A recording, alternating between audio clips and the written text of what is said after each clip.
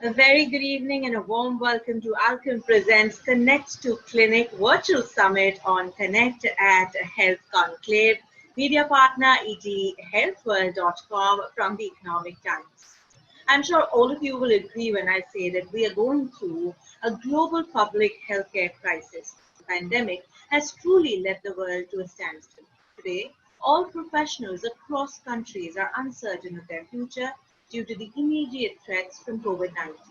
All across the world, frontline doctors like yourselves and nurses have been risking their own lives to save those of others. So they speak different languages and have different skin colors. They and their shared respect for human lives is unmistakable. The doctor's respect for lives is conterminous with businesses' desire to survive and thrive. Doctors from across the world today are drawing inspiration from each other and forming a very united front to beat this deadly disease. At a time like this, the need of the hour is to change gears and make a paradigm shift. And we bring to you a much needed in-depth digital platform which promises to directly connect doctors to patients that are avoiding physical appointments and are suffering due to the current situation. In the next few minutes, we will be bringing to you an app that will truly be Connect to Clinic, which showcases us not just the new normal, but a better normal. Connect to Clinic is just what the healthcare sector needs for ease of operation and understanding, both for the purpose of doctors and for the convenience of patients in urban and rural India. During the course of the evening, we will delve deep into some of the challenges that doctors and patients are facing while connecting and interacting on the right digital platform by sharing the right identification solutions and guiding on how our latest app that we'll be unveiling later today, one can not just see the future and be future ready, but can also get the future dynamics roadmap ready. With operational ease, everything at a click of a button, convenience, and so much more to offer, Connect to Clinic is here to change lives for the better. We will be having expert sessions, panel discussions, spotlight sessions, and very interesting opinion polls, exciting lucky draw gifts for our audience. So I'd like to request all of you to please stay tuned for all the action. I'd also like to request all our delegates to please make it a very interactive session by sending in your questions in the comment box for our experts and panelists to answer. And also by participating in our various polls, you can win yourself some absolutely amazing prizes. I'd also like to request all of you to please visit us at our Connect to Clinic booth to know more about how this can help you and your profession. But as we get set to begin, to formally welcome you all, may I please present to you Ms. Pramila Sinari, Vertical Head Health, OMS Times Group. Hello everyone, welcome to today's webinar, Connect to Clinic. ET Health World present Connected Health Conclave. Join our elite healthcare expert to discuss how technology and especially virtual consulting is reshaping healthcare sector. Let the journey begin for new normal, be a better normal. Thanking you. Isha, please take over. Thank you so very much, Ms. Sinari. Like you very rightly said, from the new normal to a better normal, and this is just the way and the high note that we'd like to begin today with. And I think what better to really learn with our experts who are in the field out there working in this very, very tough situation. And we'd like to bring to you a veteran from the field itself to tell us more about lessons learned from COVID-19, reshaping healthcare, and so much more. It is a privilege as I present to you Professor Shashank Joshi, Padma Shri awardee, endocrinologist. Professor Joshi is currently a member of COVID-19 task force, and hence the address that he'll be giving is so much of perfect how we can reshape healthcare from the lessons that we have learned from COVID-19. He, of course, is also the Dean for Indian College of Physicians, the President of Indian Academy of Diabetes, and so many more associations. He's also the past President of the Association of Physicians of India, a man who truly dons various hats. A warm welcome to Professor Shashank Joshi. Sir? So good evening, everybody, and thank you for having me here. As you rightly said, Isha and Pramila, that we are into a better normal, and and end of March, none of us really, in our widest dreams, thought that we will have such a different world today. And we are all now connected to a digital world. But in the healthcare space, we have seen a huge uncertainty. And, the doctor and all the healthcare providers, I first thank each one of my professional colleagues and their healthcare teams for the last relentless 5 months, because we have been into adverse situations. A pandemic like COVID or Corona happens once in 100 years. After Spanish flu, we are seeing COVID today. And I don't think any one of us, when this year started in 2020, we never realized that it will be washed out so much. And we would be at the forefront battling different battles. So the biggest challenge which occurred when end of March, we had to lock down India to ensure that we save lives, build healthcare infrastructure facilities, and handle COVID in a very aggressive approach.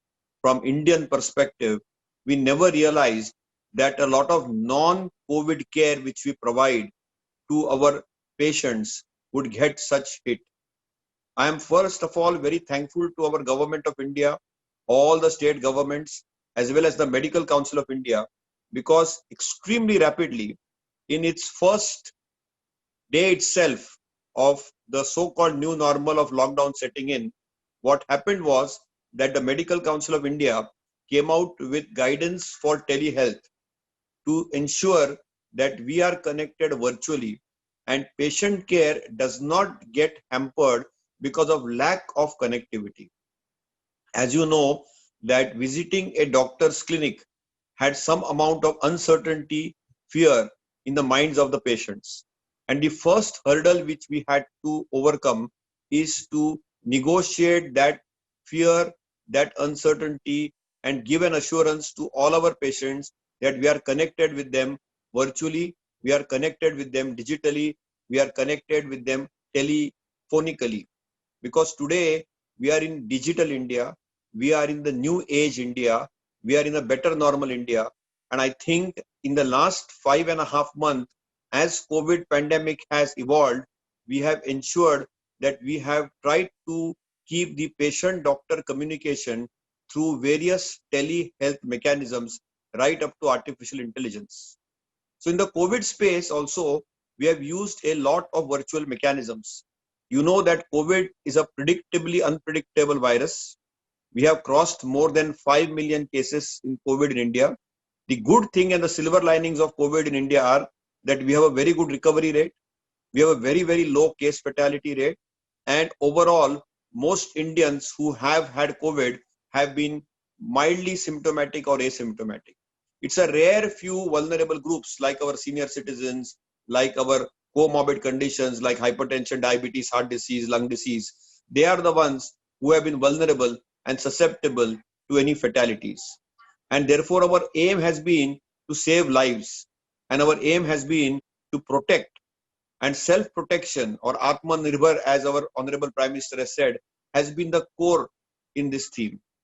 Consistently, the healthcare infrastructure in India, both public and private, have tried their best to digitally connect to various connected worlds. So we can connect to our hospital systems directly through telephone, through various measures of telecommunication, like we are doing today through a digital world. And also our patient care has to be connected in a digital way. So this digital connectivity became more of a need. Of course, there is no substitute to examining a patient.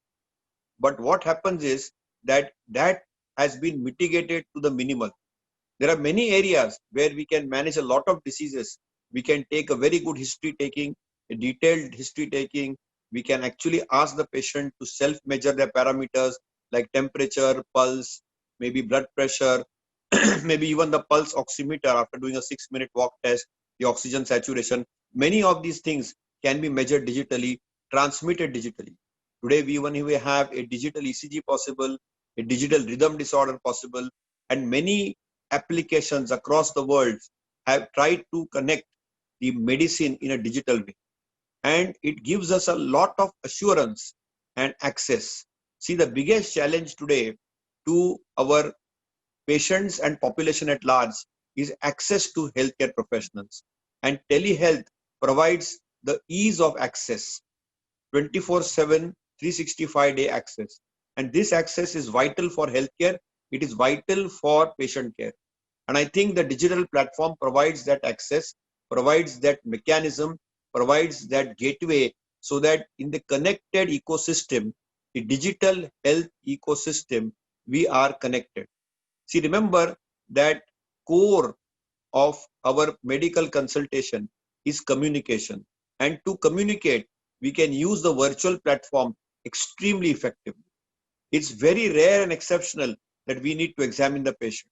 I understand that we have surgical colleagues, we have small children to examine, we have a lot of imaging facilities where we actually still need physical. So I would not say that if COVID goes after a year or two, I would not like to go and see.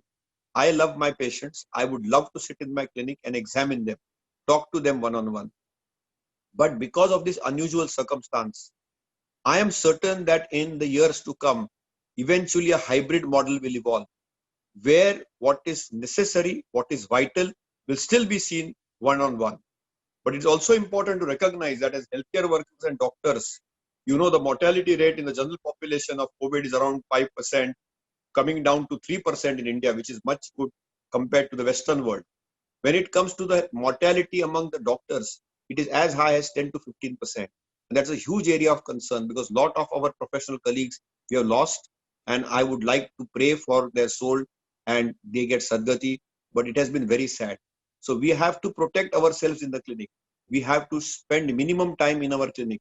We have to follow and suspect that every patient, if you are still seeing physical patients in your clinic, every patient, positive or negative, you follow universal biosafety measures because that patient or its caregiver, you never know, might be an asymptomatic carrier or a spreader or super spreader.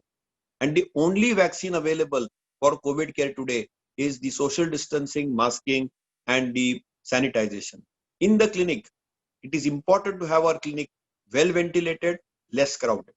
So when we have this less ventilated, more ventilation, good air quality being important, air infection, disinfection control, virtual clinic actually became a reality.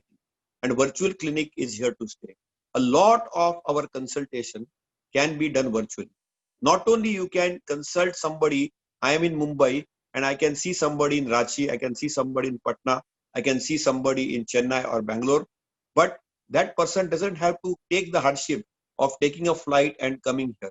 So they have also for the patients an access to doctors across India and even outside India. You know that it is possible, feasible, and appropriate that we are able to get that healthcare connectivity. And this new normal of COVID times has allowed us to digitally connect a larger populace so that we can serve our patients better and more efficiently. The other thing is that because the MCI has made the telehealth possible and feasible, it is easier to connect without contracting an infection, either for the patient, their caregiver, or for the healthcare doctor. It is very, very important that everybody goes into a self-protection mode. In fact, in COVID care itself, a lot of patients can be managed by home isolation by being teleconnected with their patients. And therefore, I congratulate this Connect to Clinic team that they have come with one more solution, which is a very comprehensive solution. I don't want to talk a lot about this solution right now because I'm sure that is why we are all here. They have tried to touch a very important cog of consultation. Virtual consultations and a virtual clinic is an order of the day. Just 5 years back, I don't think we would have thought of that. It would be an order of the day. It could have been an order of the day. We, have these big challenges, big issues. But remember, what is crucial, what is critical, what is important is we need to be digitally connected. Now, remember that there is too much of information overload. We are living in a digital era. My mantra for good health is every day, everybody should have a 2-hour digital detox because there is excessive sensory overload. There is this WhatsApp University, Google University, television screen, we have your mobile phone screen, you have so many other screens, and so on and so forth. You have a overwhelming sensory overload. And because there is overwhelming sensory overload, it is next to impossible to ensure that we need that digital connect. In this digital connectivity, it is very, very crucial that in uncertain times, we get a platform where we are able to communicate and touch base with our patients. They also feel at ease. Our teams of dietitians, nurses, pharmacists are also connected with them, so that they are able to ensure that in this so-called better normal, they get home service at home care at home, and they have better health. My last point, and I know I'm little out of time, is that the mantra for prevention today in this so-called better normal is please eat on time, please eat less, please eat slowly and right. Please do at least 10,000 steps a day. Do some Surya Namaskar, yoga, pranayam, improve your lung health, expand your lungs from 60% to 90%. Ensure that you sleep for a good 8 hours and don't get digitally intoxicated to 2 hours of digital detox. And please be positive, cheerful, and smile. Thank you very much for this opportunity for talking to all of you all. And Isha, you can take over from here. Thank you. Thank you so very much, Professor Shashank Joshi. I think what a fantastic way to open today's health conclave. How you mentioned as a country, we handled COVID in a very aggressive approach, taking the lockdown in point and being ready for something like this, which is so very unpredictable, where you very rightly mentioned how visiting a doctor's clinic today for any patient is fearful. One thinks twice before taking consultation physically with a doctor, and which is why our platform is what really connects the world virtually and digitally. It gives patients an assurance that yes, that they are well taken care of by their doctor. A lot more on that in just a little while, because like you very rightly mentioned, that one must take good care of oneself, and as long as we at the healthcare sector are connected digitally, we are on the right way. So before we move ahead and unveil our fantastic platform to all our delegates, I'd like to request all of you to please participate actively in our opinion polls. So I'd like to request all of you to please share your thoughts with us as we bring to you the opinion poll on the screen. How interested are you to use teleconsulting in your practice? Would you choose option A, very interested? Would you choose option B, interested? Would you go for option C, promising, we'll think about it? Option D, you wait and maybe use it later? Or will it be option E, which I strongly doubt, which is that you won't be keen? So I'd like to request all of you to please share your comments. You can put them in the comment box in the chat tab that you see. And let me tell you that your exciting uh, answers can get yourself some amazing prizes. So I'd like to request all of you to please participate. Our various polls that we'll be conducting here, our team at the back end is noticing which ones of you are very, very active. And then later in the evening, we have some fantastic gifts to give away. So I'd once again like to request all of you, you still have about 10 seconds to share your answer. So let's see what majority of us think. Is it option A, very interested? Is it option B, interested? Is it option C, promising, we'll think about it? Or is it option D, we'll wait, maybe use it later, and not interested? All right, and as we close the time, another 5 seconds, and I'll have the majority's thoughts right here with me, the results right here show us option B, interested. So, well, maximum of us are in the positive there with interested. So thank you so very much for sharing your opinion with us. And I'd once again like to mention that the more you become active on this very platform, the more interactive it's going to be. So I'd like to request all of you to please get set for what we're about to bring to you next, because this, ladies and gentlemen, is the moment that all of us back here in the team have been waiting for to present. This is just we need for the perfect connect. Yes, indeed. In the next few minutes, we are about to present to you Connect to Clinic, which ensures that you and your dear ones witness the defining new model in healthcare across curative treatments, be it rehabilitations, be it physiotherapy, be it care for the elderly, be it chronic care plans for patients with lifestyle or uncommunicable diseases, specialty, or more. We are going to make sure that we take intensive care because we truly believe in the power of one-on-one care. So it's time for us to bring to you how with our app you can save time and effort while customizing your needs as per your comforts and making sure that your patients get to be at that perfect connect with you. We are the best in class service for all the medical help that one needs with pioneers from the healthcare industry with over 2 decades of experience. So let us now hold our breath and bring to you the movement in the app that we feel can create a difference and make the new normal better normal. So let's have a countdown as we bring to you the movement that we've all been waiting for. 10, 9, 8, 7, 6, 5, 4, 3, 2, 1, 0. COVID-19. It's on every news channel, website, and pair of lips across the globe. COVID-19 is impossible to ignore, and it's meant improved health and healthcare infrastructure are now top of priority lists for governments, corporations, and people the world over. The result: acceleration of digital innovations across healthcare so that the suffering should be minimized. Dear Doctor presenting Connect to Clinic, your future-ready virtual practice.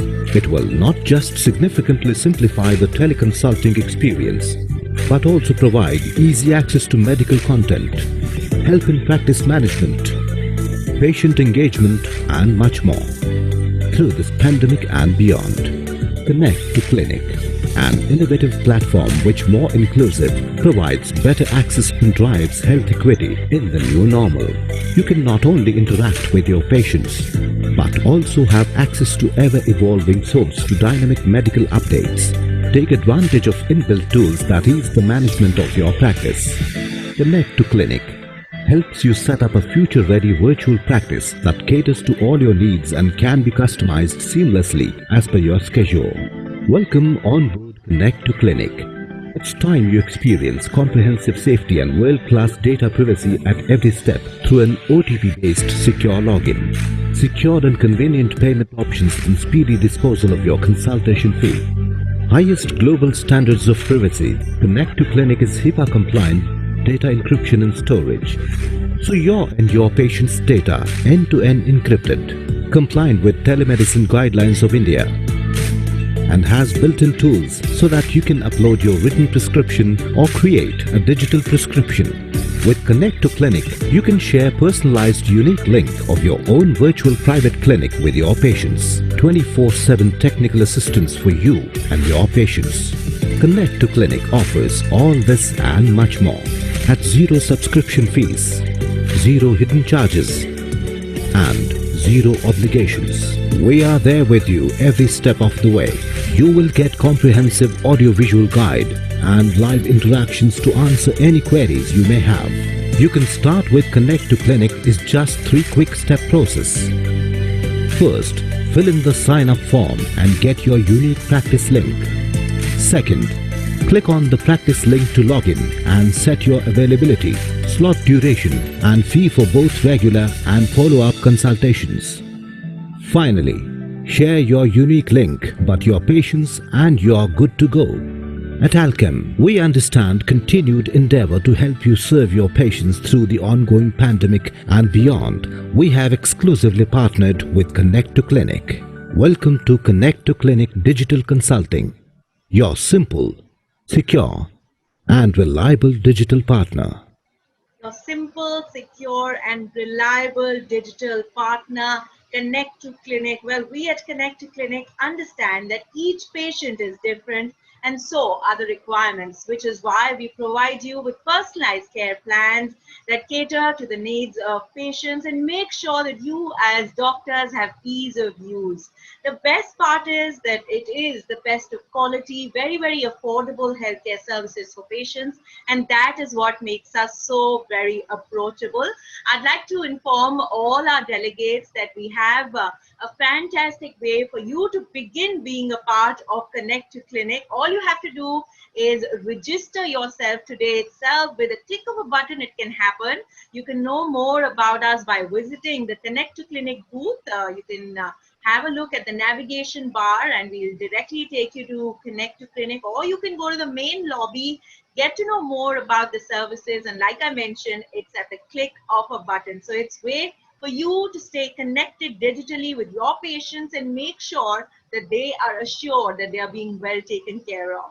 Well, a lot more about Connect to Clinic and how the healthcare sector is suffering at the moment. What solutions have we brought about that we feel can really ease the working conditions and more, which is why we'd like to present to you our very interesting spotlight session. So let's bring to you our experts here. I'd like to present to you with a very warm welcome Dr. Hemant Thakur, consulting physician at Bhatia Hospital, Beach Candy Hospital, Jaslok Hospital, Sir H.N. Reliance Foundation Hospital in Mumbai. He is the Chief Medical Advisor at Bennett Coleman and Company Limited and the Northern Marine Shipping Division.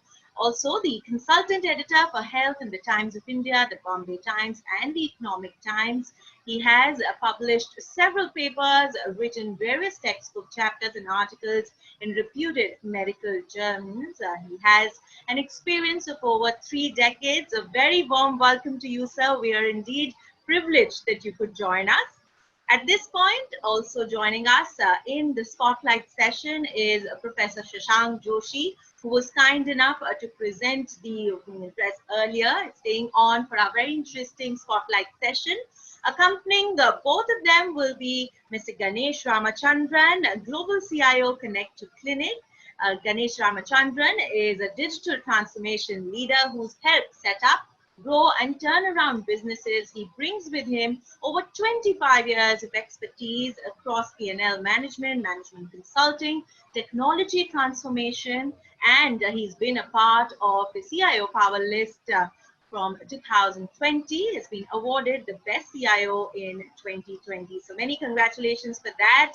I'd now like to welcome all 3 of you here as we get set for this very, very interesting session where we will be discussing what the new normal is, how we can convert that into a better normal. So let me first start with Dr. Thakur, sir. I'd like to know from you what you feel that is teleconsulting really the new normal? Thanks, Dr. Joshi. So remember, necessity is the mother of all invention.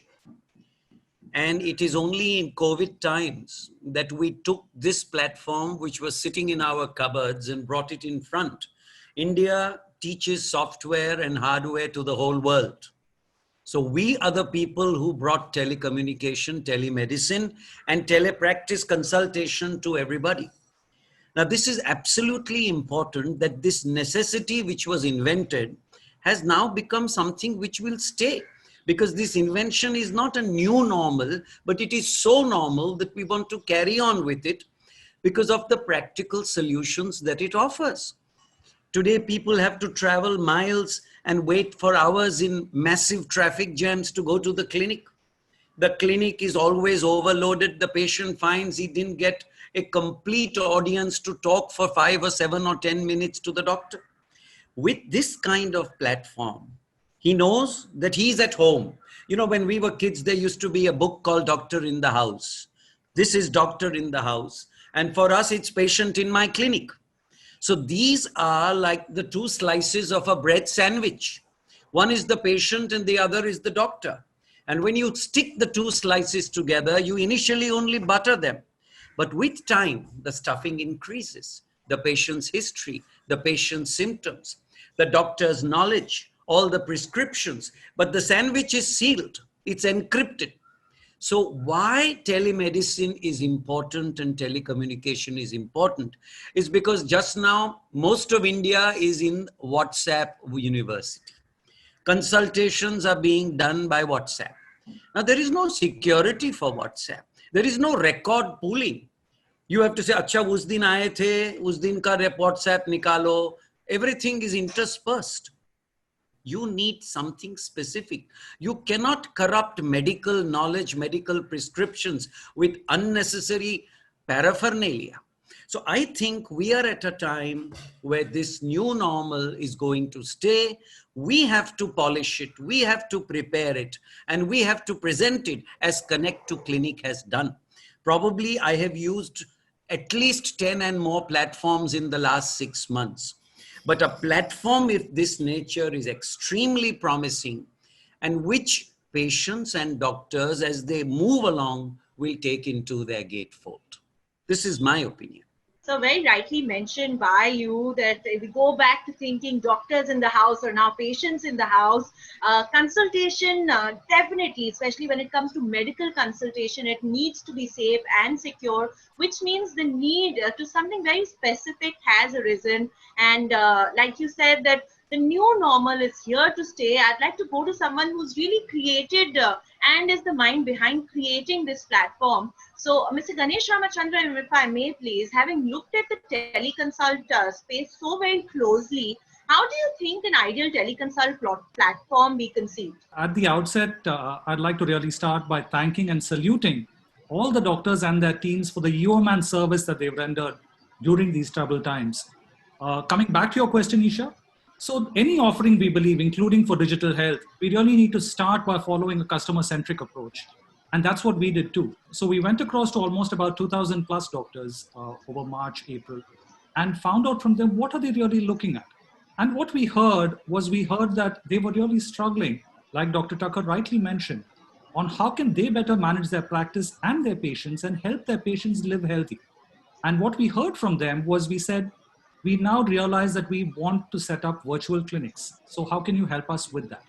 So what we did was we co-created Connect to Clinic, C2C as we call it, with inputs from around 100 expert doctors who not just provided us inputs, but who also were the ones who tested the platform initially. And these were across specialties. And we are really thankful to them for their guidance and their insights.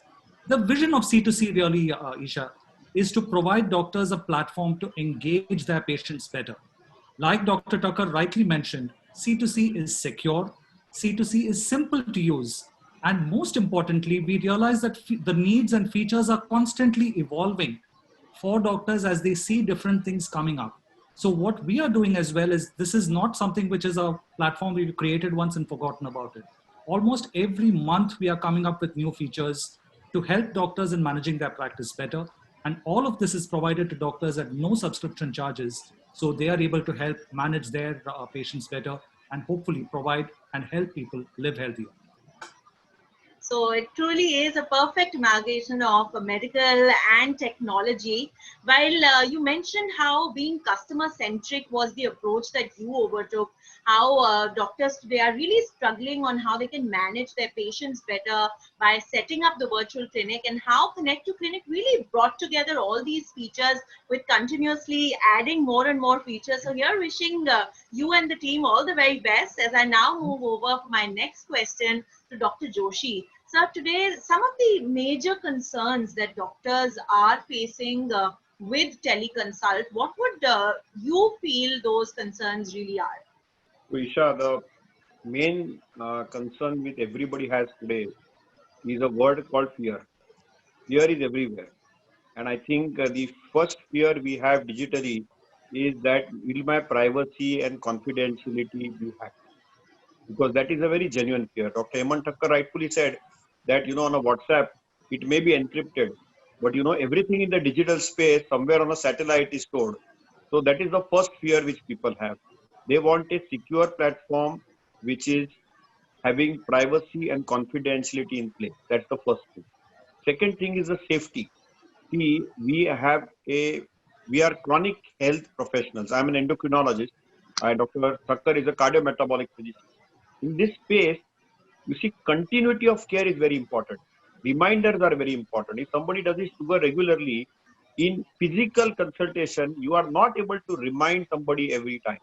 While in a teleconsult facility like C2C, what we are able to do is we are able to send them a reminder.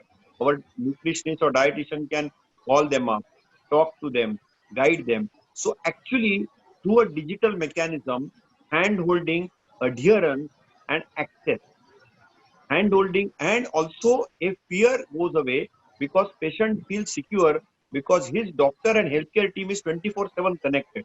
See, in this era of uncertainty, if the if you are, for example, having somebody at your family and you know that there is a telehealth service 24/7 connected, you will feel secure. And that itself is very, very crucial. So I think, to summarize, it is confidentiality and privacy on the telehealth platform. It is the reminder, it is the adherence of follow-up of lifestyle measures. And I'm a very big lifestyle proponent.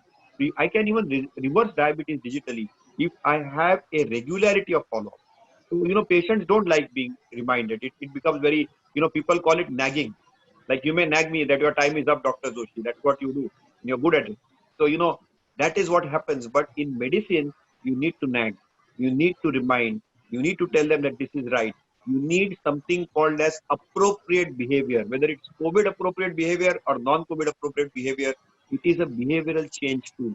And we are using this digital tele mechanism or the C2C mechanism. That's just one of those platforms, which is a novel platform. And I congratulate Ganesh and his whole team.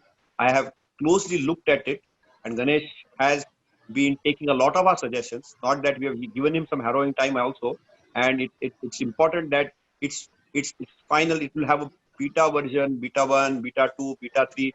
Now I think it is almost the beta 9 version which is going on. So they are constantly evolving, because in the digital space, you have to evolve all the time. You have to be abreast. But I think the safety, security, the assurance that doctor is connected or his healthcare system is connected 24/7, that is very important. And I think more than healthcare, that human touch which occurs digitally, which is no touch technique. In COVID era, everything is no touch technique. It gives you a no touch technique in this digital world. And that's what C2C does. It connects you digitally without a touch, but still there. So I think it's a very reassuring tool. So, well, you mentioned how one really needs that security, that assurance that all is well, and all their reports are safe, the continuity of care, and like you said, that reminders are very, very essential and important. So here I'd like to ask Mr. Ramachandran that how does Connect to Clinic really address some of these very grave concerns? So Dr. Joshi put it so rightly, Isha. Privacy and information security, we believe, are key aspects, and they were foundations on which we really built Connect to Clinic. So the C2C foundation is built on infrastructure and audiovisual components that are both HIPAA compliant, and the entire payments are PCI DSS compliant, not also to mention the MCI guidelines that Dr. Joshi mentioned in his initial keynote address, which also it adheres to. There is a strict data access control policies. So all the patient-doctor interactions, like he mentioned, while they're encrypted, only the doctor and patient can view their health records. They can access prescriptions, any medical records that are being shared. None of the Connect to Clinic staff or even administrators can see what is going on because it's just completely encrypted. And like Dr. Tucker was mentioning as well, there is a complete record of all of that available at the back end. So if you want to see what a patient had in terms of his past consultation, you could see all of that. So really for us, to the point that Dr. Joshi was making, security by design has been the principle that we've used for development. We are constantly also scanning threats and upgrading the C2C information security posture, because in today's times, there are constantly cyber threats that are coming through. Cyber criminals are always one step ahead. So trying to make sure we are keeping pace and having a way by which the platform is evolving is something that we have done. But to add to a few other things which Dr. Joshi so rightly mentioned, is that C2C also offers some of the industry first platform benefits for a virtual clinic for a doctor. And if you would allow me, I'd just articulate 4 of them. The first is a flexible slot. So many of the doctors told us that they would like to have a separate kind of a slot, duration and fees for regular and follow-up slots. Like we do in a clinic when you go and meet a doctor, For a follow-up, typically the doctor charges less, or probably doesn't even charge you if you come within the first 1 week when the doctor wants to see your report or just see how things are progressed. That's available on Connect to Clinic, even in the online world. Both the doctors so rightly mentioned the reason and need for having customer support 24/7. And that is available for both doctors and patients to resolve their queries. The follow-up, which Dr. Joshi mentioned so rightly, is so important when you have a nudging to the patient saying, you need to follow up within a particular period of time. The doctor needs to be seeing something and needs to make sure whether the line of treatment that's being provided is actually working or if there's any change needed. So there's a nudge that is given through the platform on behalf of the doctor to their patients, asking them to make sure they get back and check it. And it's not just this, there's a comprehensive suite of patient outreach services that is available. And lastly, of course, what some of the doctors were telling with existing platforms is that it takes a long time for them to get the payment. So what we have on this platform here is a speedy disbursal of payments, which happens 24 hours after the consultation is done. So that's something, again, that we have as part of the features. And like you were mentioning, Isha, there are a lot more which people can go and check out in the networking lounge or contact any of our teams. We'd be happy to talk about it. I'm sure. In fact, some of the features that you mentioned are so very easy because here I can only think from the point of view of a patient. And these are challenges that I, as a patient who would be equally fearful of really visiting a doctor today, would have. So a lot of these features have definitely made me a customer already of C2C. So thank you for sharing those features with us. And here I'd also like to mention to all our delegates at the Conclave to please do visit our booth. And I'm sure C2C team will be more than happy to answer your questions. At the navigation bar, you can find yourself being taken there directly. And here I'd like to ask Dr. Thacker just one more question, sir. Given the evolving digital healthcare industry, what, as per you, are the needs of the clinic of the future for us to be future ready? Sorry, I keep doing that to keep excess sound away. India, also in the US and in the West, a clinic is run not by one individual. The consultant sits there, does everything, and then the ancillary staff gives you the history file properly kept. The reminder secretary calls up for next appointments. The accountant collects what he has to, blah, blah, blah. That doesn't mean that we have more people assisting and they have less people assisting. But if one has to do this alone, which one should do and one must do in COVID and times to come, then if you have a platform which assists you for all these things, sometimes in 10 or 15 minutes that I have taken the history, remember, feeling is really, when we were taught in medicine, palpation and percussion and auscultation, now we are only seeing. So there is a difference. So if you have a tough case which has come to you after seeing 3 doctors, you want to go back and see the history, the reports and the details, which you can do at your convenience.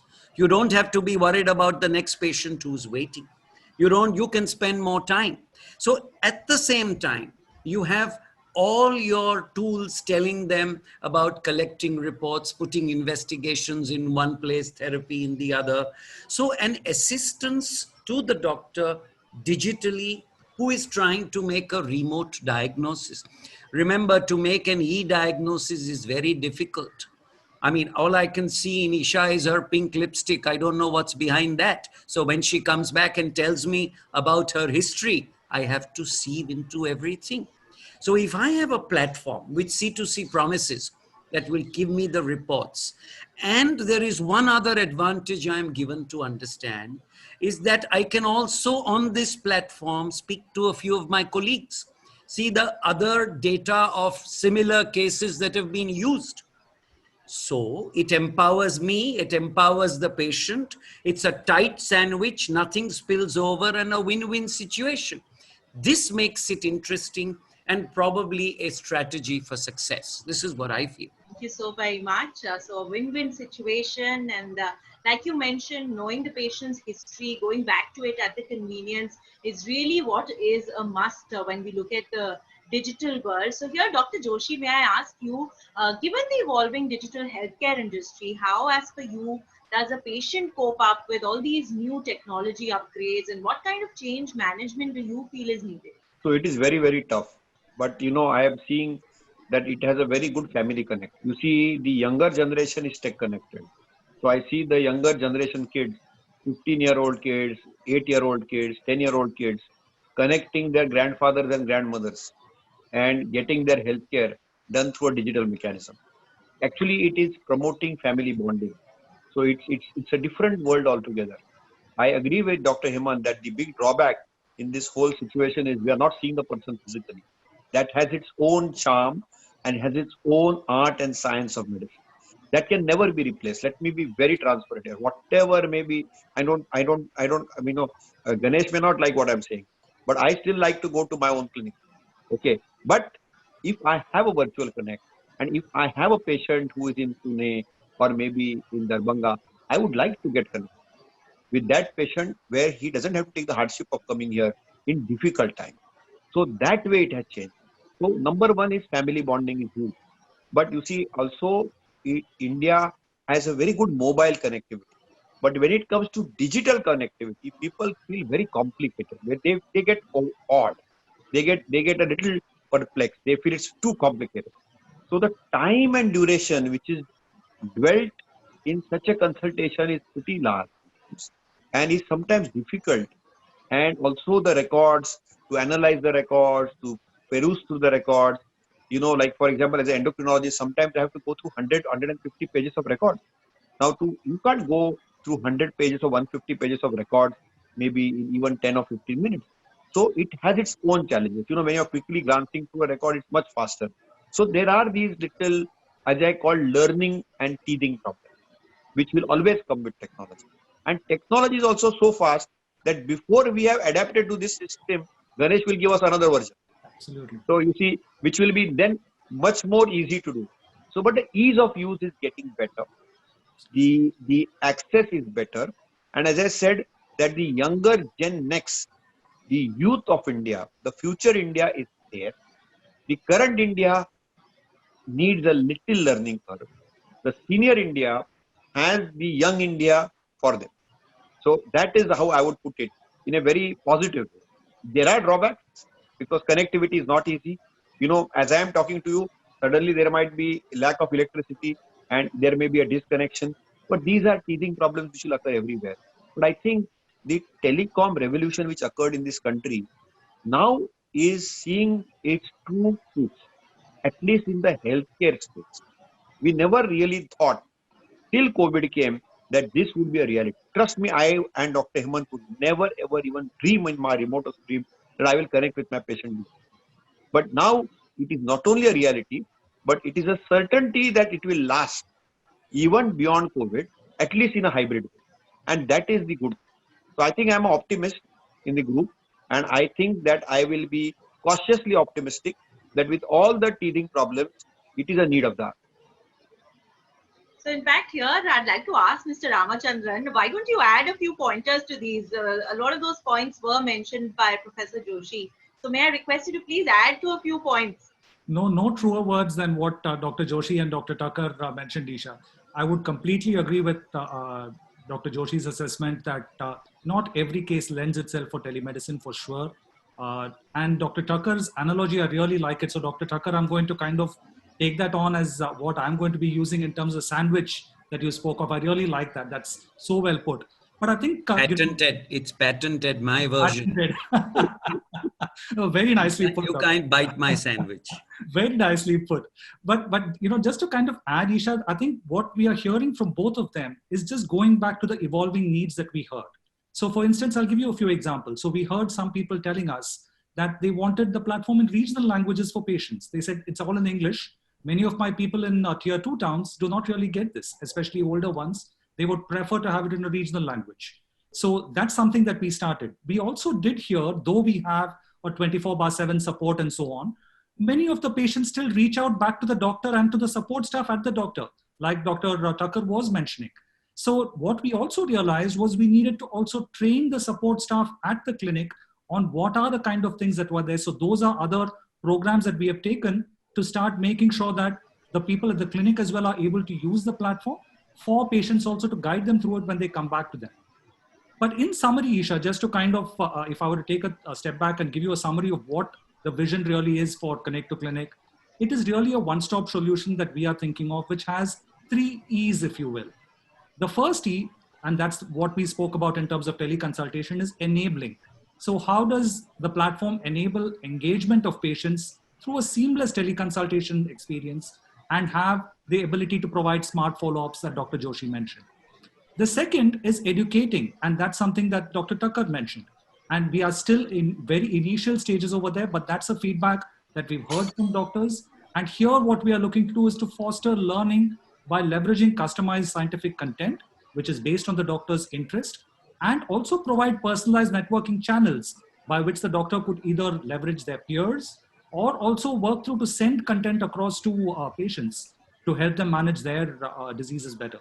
And the third one is really enhancing their practice by providing a better way to outreach patients through digital channels. How can the doctor reduce the time they spend on non-value-add activities by having a platform that gives them what they need in one form? So really what we are trying to get, Isha, here is a one-stop solution for a doctor to be able to manage their practice better and to engage their patients better. So that's broadly where I'd leave it, Isha. So it's all about enabling, educating, and really enhancing and taking it on an all new level. Thank you so much for that. And, as the closing points, I'd like to direct these to both Dr. Thacker and Professor Joshi. What are the 1 or 2 points, any couple of points that you would like to tell us that you really did like about Connect to Clinic, please? Dr. Thacker, if I may start with you, sir. The relationship between a patient and his or her doctor is sacrosanct. And that relationship is a hand-holding relationship which began at the clinic, is now visible on telemedicine and teleconsultation. And it is so practical on platforms like this. I travel a lot. Now I can see with platforms like this, I could be sitting in New York in Central Park and still addressing my patient's problems who doesn't think I'm in New York. I'm still doctor in the house because it is my words, my diagnosis, and my prescription. At the same time, this international standards of privacy that C2C is bringing allows my patient. I've known skin specialists who are working these days only on television, on photographs. And there is no security of photographs that these patients can exchange. So the relationship is stronger, better, and there is security. The patient is happy, the doctor is happy, the relationship is strong without any fear and anxiety of other issues. So I think that's something which is really egging me on in that direction. I will be very brief. It's connected communication in COVID times, which will last beyond COVID times. And it's the ease of use, which makes people comfortable and they feel that it's convenient and comfort, which will allow them to have a better access for better care. Thank you so very much, Professor Joshi, Dr. Thacker, Mr. Ramachandran. I think all three of you sharing your points of views here made this spotlight so very interesting. I don't want to wrap, but sadly I do have to wrap here. I'm sure a lot of our delegates are sending in some very interesting points for you. So thank you, gentlemen. It's been an absolute pleasure having you a part of our spotlight discussion. Thank you so very much. Wishing you a pleasant evening. Thank you, Dr. Joshi. An absolute privilege. Thanks, Isha. That is what takes us to yet another interesting session. But before I do that, I'd once again like to request all our delegates to please do share your feedback with us later in the evening. I'll guide you towards our feedback form. You can also download our brochure that will tell you more about the core beliefs of Connect to Clinic, and you're more than welcome to connect with our team, which you can find at Connect to Clinic booth. All you have to do is navigate yourself to the main lobby and visit the booth, or just have a look at our navigation bar, which will take you to Connect to Clinic booth. You can also register yourselves right away at the click of a button, because it really is the digital era that's here to stay. For now, I would love for all of you to win some very exciting prizes. All you've got to do for that is participate in our opinion poll. So let's have our next poll up on the screen for you, please. You have all of 30 seconds to share your answers with us. So right here on the screen, we have our next poll. What is the biggest advantage of teleconsultation? Is it option A, social distancing? Is it option B, quicker consultation? Option C, patient data management? According to you, is it option D, easy reach out to patients? Or is it option E and others? So I'd like to request all of you, you still have about 20 seconds to answer that. And what do you feel is the biggest advantage of teleconsultation? Let's see what most of you think. You still have about 10 seconds. So I'd like to request all of you to please go to the chat option at the bottom of your screen and type in the option that you believe in. And let's see what maximum of you are feeling is the correct answer. So is it option A, B, C, or D? All right, and I have the results as well with me. So most of you have answered. It's again a mix and a tie between A and B. So it's both social distancing and quicker consultation. So very rightly said by most of you right here. So thank you so very much for sharing your opinion with us right here. I'd like to thank all of you for participating so very actively.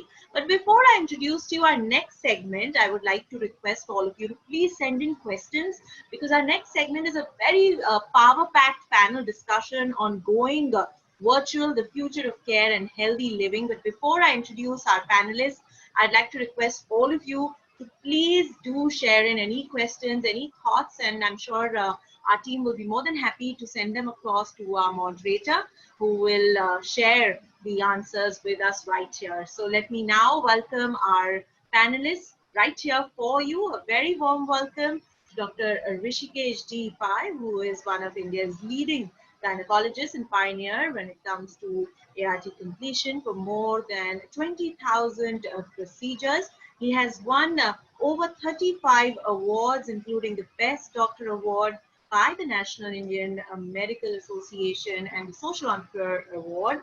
I'd also like to invite Dr. Ketan K. Mehta, consultant physician at Asian Heart Institute, Sajak Hospital, Nama Hospital, and Lifeline Medicare Hospitals. He's been practicing for over 2 decades now and is the Honorary Secretary, General Secretary for ISP and the Vice President of IMAMW. I'd like to present to you Dr. Tiny Nair, Head and Chief Consultant of Cardiology, PRS Hospital, Trivandrum. He's an experienced cardiologist and has special interest in the areas of hypertension, heart failure, and more. He has been felicitated by the Jeevan Raksha Award and the Best Doctor Award by the Government of Kerala. We'd also like to extend a warm welcome to our panelists. Once again, we are being joined by Professor Shank Joshi. Warm welcome to you, sir. And may I present to you our moderator as well. We have with us Dr. Ketan Mehta, consultant physician. And once again, as a part of our panel discussion, we're privileged by the kind presence and continuation of Dr. Hemant Thakur. Sir, may I now hand over to Dr. Ketan Mehta for taking the session over. Thank you, Isha. Very good evening to all of you. After the initial introduction and a very nice opening remarks by the eminent faculties, now let us discuss something about going virtual, which is the future of the healthcare. We know COVID-19 pandemic has changed our lifestyle so much drastically, and we realized over a period of time, right from the early 2020, how we have to change ourselves. In fact, that reminds me the words from Alvin Toffler, who said that the illiterate of the 21st century will not be those who cannot read or write, but those who cannot learn, unlearn, and relearn. And that is so much true. Today, we need to relearn so many things, and that is only we can proceed in our clinical practice. Since the COVID has come, doesn't mean that non-COVID entities have disappeared. We really need to look for, we cannot allow our patient to suffer those. And that is where we need to find out the alternative. At the same time, the social distancing, which has been definitely a very important thing, but we cannot let go our practice. Professor Shashank Joshi has very nicely mentioned about that the mortality rate, which is so high in the medical fraternity, but again, that cannot be the point by which our patient can suffer. What has happened? There are so many practitioners who have closed down their practice. They are just sitting idle at home. There was a survey in the Medscape where more than 7,500 physicians who had participated in 8 different countries, and including there was some 5,000 physicians from US. And what was found, that they found that 62% of their revenue generation had gone down in USA. That's a huge number, which was next to Brazil, where 63% it had gone down. Friends, you know that telemedicine practice guidelines has been legalized by Board of Governors on the very first day of our national lockdown, that is on 25th March 2020. And are you aware that they have got a Telemedicine Society of India, like how we have Cardiological Society of India, we have a Diabetic Society, we have a FOXY, similarly this Telemedicine Society of India, but we all have not much exposed to it. So today we have this eminent panel, and let's learn from them what are the news. So I would start with Professor Shashank Joshi Dr. only. Ketan Mehta, if I may, I'd also like to extend a very warm welcome to Dr. IPS Oberoi, orthopedic and joint replacement surgeon, as an expert panelist. So a warm welcome to Dr. IPS Oberoi as well, sir. We are honored to have our power-packed session of the experts right here. Dr. Rishikesh Pai, we have Dr. Tiny Nair, we have Dr. IPS Oberoi, Professor Shashank Joshi, Dr. Hemant Thakur, and of course our moderator, Dr. Ketan Mehta. Sir, all yours. Thank you, Isha. So I would welcome Dr. Oberoi, and I would just add one point. Dr. IPS Oberoi is one of us unique person who had climbed Mount Everest. So we must salute you for your bravery. That's something very few can achieve that. That's fantastic. Okay, so let's move on to our panel discussion. So I will ask my first near and dear friend, Shashank only. Now, Shashank has changed over and he's mentioned about the practice. So Shashank, what percentage of your current OPD practice is happening online? 90%. Wow. 90% of my practice is online now, because you see, it gives me, in endocrine care and diabetes care and thyroid care, obesity care, lifestyle care, we can do a lot of virtual consult. Okay. And every time I opened my clinic had to get shut down because of either my clinic neighbor got COVID, my building got sealed, or something or the other went wrong. So, it was not easy. Or I was quarantined many times. So, it has been very tough times. I must very honestly confess that in chronic health and chronic disease management, yes, it is feasible and practical to do virtual consultation.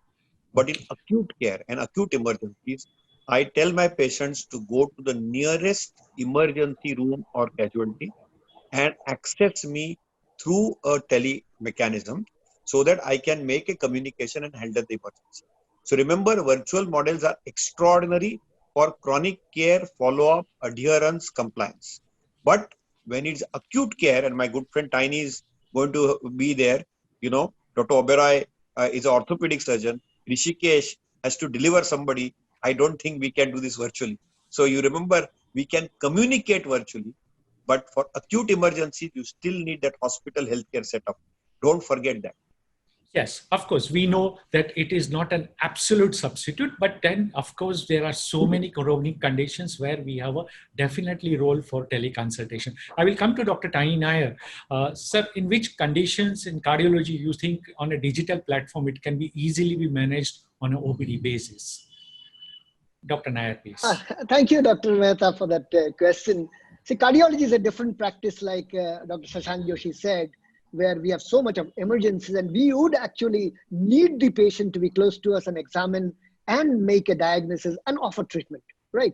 But in this era of COVID, we are trying to find out what are the niche areas where digital platform helps cardiology. And the first one of them is high blood pressure. You see, many people don't realize that high blood pressure exists in about 25% of the population. And it's a major killer and a major, it can maim people and produce strokes and kind of stuff.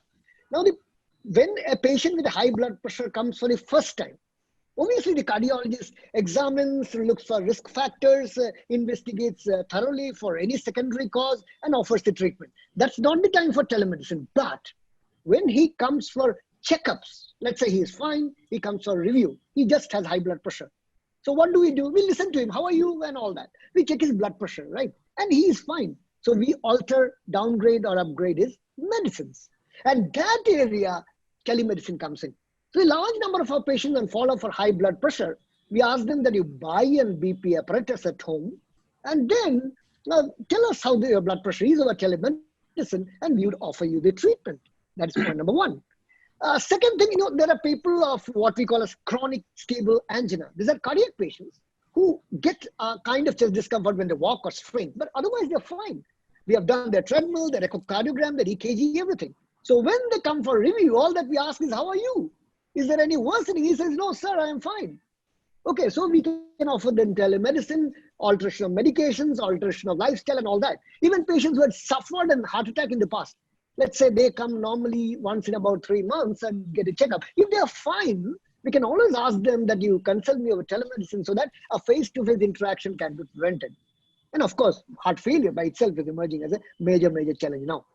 Fine. So practically you have given there is a huge spectrum in cardiology where there can be a teleconsultation, can be a role. In today's time, as you mentioned about you are encouraging for people to going for a home BP monitoring. Shashank goes aggressively for monitoring of self-monitoring of blood sugar because glucometer is strongly recommended by most of the physician. And Dr. Hemant Thakur always now is recommending for pulse oximeter, I'm sure. And that's why today, probably most of our patients, they will first tell, irrespective of anything, my oxygen saturation is this much. And we say, we don't want your saturation. You are diabetic. There is no other issue. But that is how it's happening. That as the time has changed, people are changing over. Okay. So now we learn from the medical side. Let's learn from Dr. Rishikesh Pai. Where do you see the usage of online consultation in your practice? Will it be more for obstetric usage or in the gynec practice?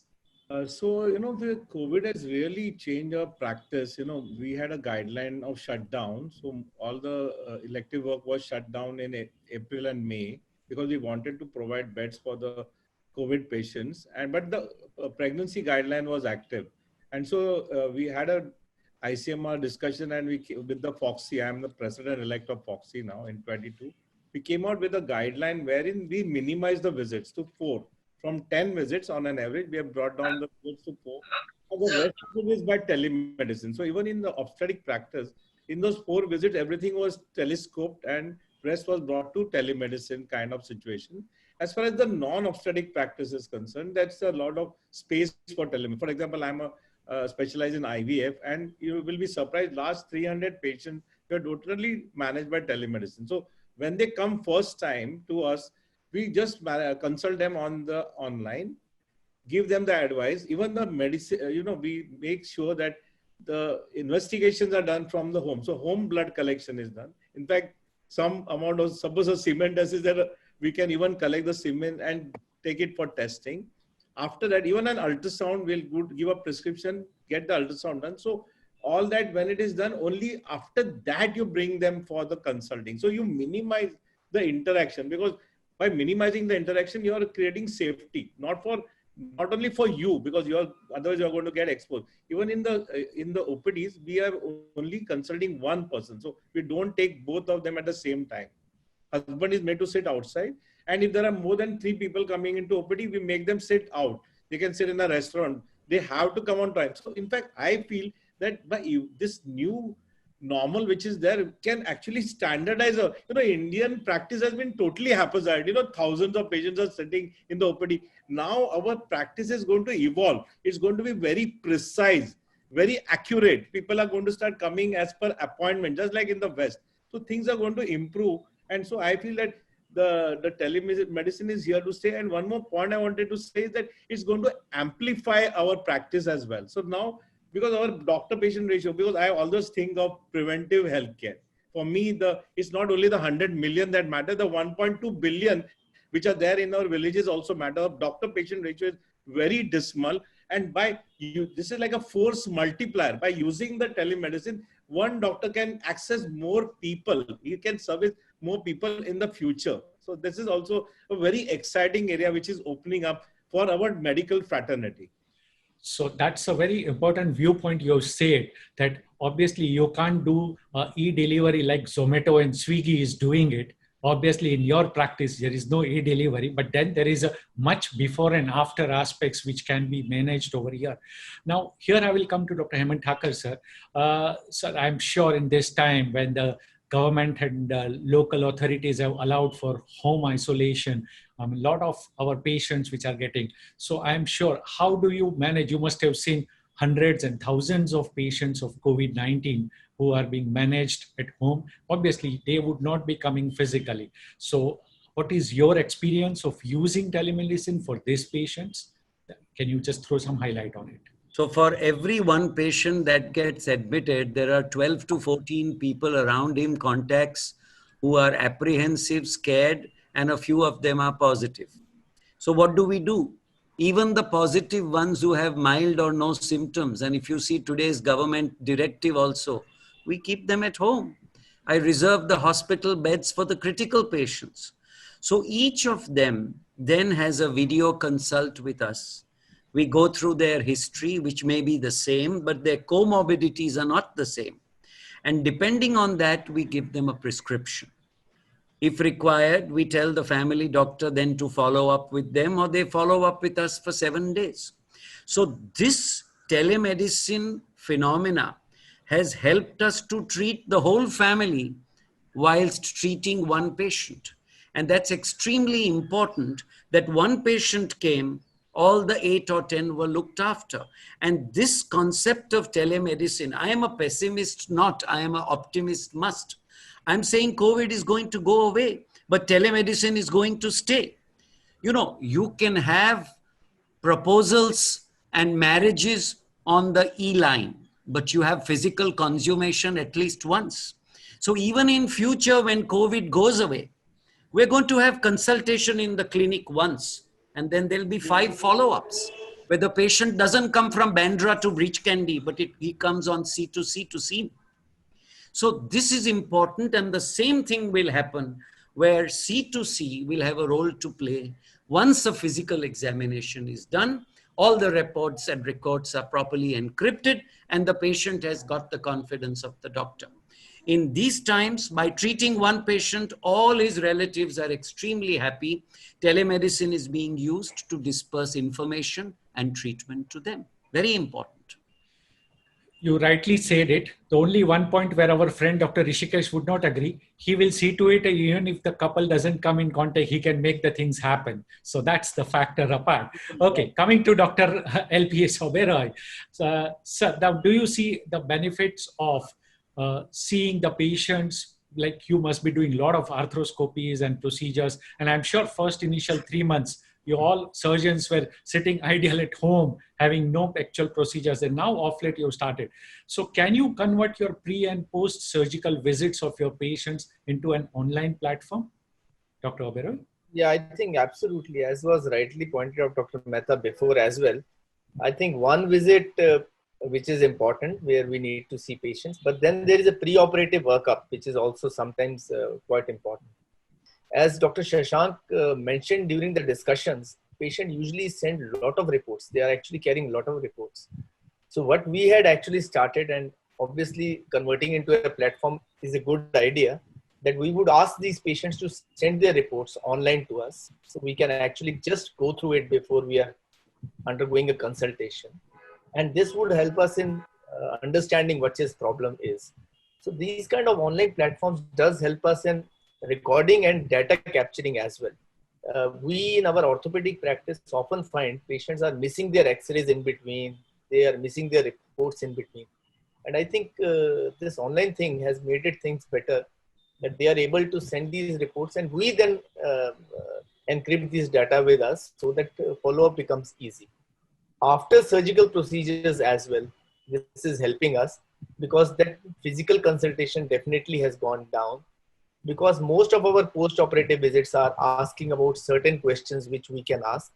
Sometimes we ask them to send their pictures of the wound where we have operated. Their movements they can demonstrate on a video which can be made on a simple mobile phone and they can send it across to us. So definitely patients coming in physical contact after surgery in a clinic becomes much more less important. So it is helping in our practice definitely. So absolutely, you are reducing the number of visits by which the patient has to actually come and can do the things on a virtual platform. So I'm sure Dr. Nair, for even when they come for a procedures, for example, angiography or angioplasty, you know, obviously you can't go for a e-angiography or e-angioplasty, but at the same time, you can definitely reduce by pre and post procedure because those visits can be minimized. So do you use it in your routine practice? Before Yeah, and after visits? yeah, absolutely. Like Dr. Oberoi said, like orthopedics, you know, when we plan a procedure, we need a pre-cath evaluation. Let's be an angiogram or angioplasty or a device closure, a device implantation. We need a pre-procedure checkup. And not just that, post-procedure, we need to get a follow-up, right? And what do? We just ask him, how are you? And, you know, basically we know his investigations are fine so that we can allow him to procedure or post-procedure. We just ask him how things are. If things are fine, we just see, is he drug compliant? Is he following advices? Is he following diet? All that can be done in telemedicine. I think one point here to understand is that years back when we started telemedicine, you see, years back, the idea was to bridge the gap, right? So we are sitting in a, let's say, a city, while in the villages, in the rural areas, the technology, the skill set was less. So we tried to transfer our skill set, our technology to the areas, to remote areas, right? Transferring. But now, so we were trying to close the gap. But now we are trying to increase the gap. We don't want the patient to sit opposite to me and the opposite to my table because I'm scared and he's scared that whether we will transmit COVID.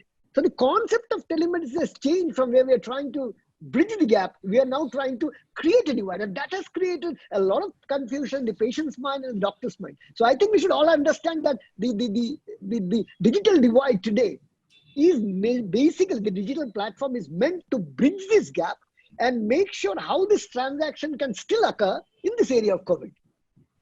Yeah, so very important is, you know, earlier when started to, I'm sure we all were doing sometimes a telephonic consultation guidance to our patients before this time. But then there was no direct here in any platform when you can see the patient physically in front, like seeing on a video, like as if you are seeing the patient physically. It definitely makes a difference and we can change the difference. So I'll come to Shashank. Shashank, I'm sure, as you said, 90% of your practice which you are seeing. So diabetes is the common thing which can be easily be managed. Which are the other common entities which you find it quite convenient? Because I'm sure in endocrine, you have a good list of diagnostic workup. You have to go through the records and all. So which are the common conditions where you find, again, besides diabetes, you are quite comfortable in following the patients on a virtual platform? So as Dr. Tiny Nair said, a lot of chronic care consultation can be done digitally, whether it is hypertension, diabetes, thyroid, complex endocrine problems, rheumatological problems. You know, a lot of care can be given digitally and without a physical consultation. Any space which limits or obviates the need for examination. And in this diagnostic world today, we have a lot of home monitoring gadgets and we have point of care testing, which can be done at home. So you see, initially our care was hospital-based care. Then came the office care, which was doctor's office or doctor's clinics. And now we have moved to home-based care, in which we have home tools to monitor. For example, as you rightfully said, whether it's a pulse oximeter, a thermometer, a blood pressure monitor, a glucose monitor, we can even map a 24/7, continuous glucose monitoring at home and actually see the graph. So all this is there. In fact, there are now, Apple itself has launched a big app of monitoring health, digitally. So this is going to be the order of the day.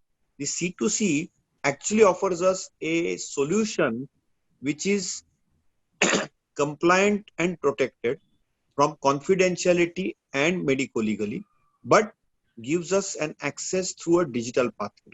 So that is the good thing about it.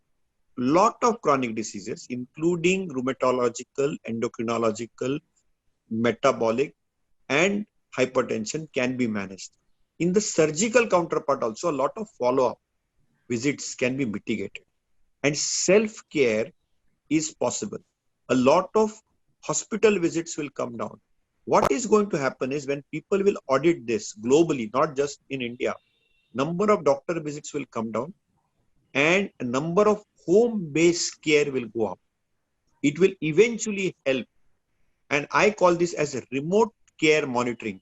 See, in the good old days, I am at the IDF, International Diabetes Federation, Ketan, and I would like to mention that in one of my themes, this was in the pre-COVID era, we wanted to do remote tele-diabetology to the remotest part of India through telehealth and telecommunication, including tele-ICU is possible.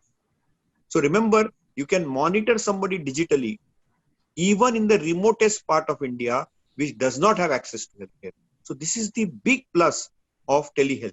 And there is no disease which cannot be managed by telehealth, provided you have a person behind that, a doctor behind that, and who can communicate with you after examination.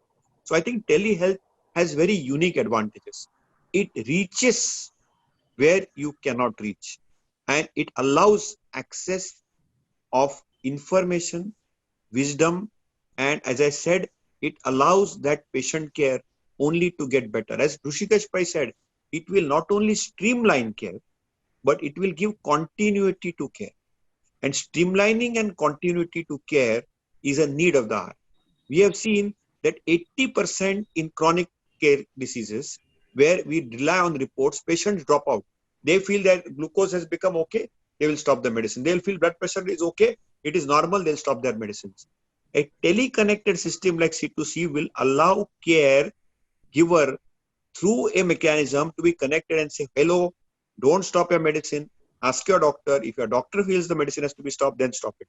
So it has a lot of its unique this thing. We will need audits. We will be able to do research better. Everything will be computed in a better way. Now remember, in India, across the world, only 7% of medical records are digitalized. And there is a need to digitalize records. Insurance will come in a big way after telehealth gets established. And we will be able to have a larger coverage. See, today, most of Indians have to pay out of pocket. But I am certain, and it's only a hospital-based cap which we have as a cover. But telehealth will allow insurance even in office care model. And I think there are a lot of small advantages to a tele C2C model. And I would really congratulate that we need to keep on innovating. Innovation is going to be the mother of next invention. And digital healthcare is here to stay. It is unlikely that it will go away. You will have a mixed model, however, but I think it is here to stay. Yeah. Now you said very nicely about the patients getting drop out, because then during the lockdown period it would have been so difficult if there would not been a teleconsultation. In fact, the data published in the British Medical Journal in January 2020 only had shown that the app-based medication adherence gives a significant positive impact, and be it in all chronic segment, which is a so much useful tool. Now, everybody has talked about these things. Now, let's be realistic. So let me ask Dr. Thakur. So what do you feel? Now, we have talked of various specialities where the things can be done on teleconsultation. Do you think there are any branches of medicine or surgery which will find challenges with telemedicine? So I don't think, you see, medicine is a conglomeration, amalgam, history taking, physical examination, report overseeing, prescription writing, and then gaining the confidence of the patient. I don't think any field of medicine is going to be having any vacuum if you have telemedicine there.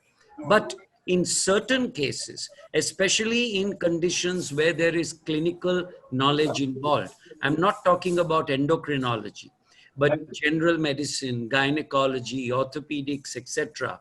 You need to see the patient once. Once you've seen the patient, then you can have a continuous chain. Has any of you seen the American Express credit card ad? You could be sitting in a hammock in Hawaii, and if you've lost your card, the card comes to you.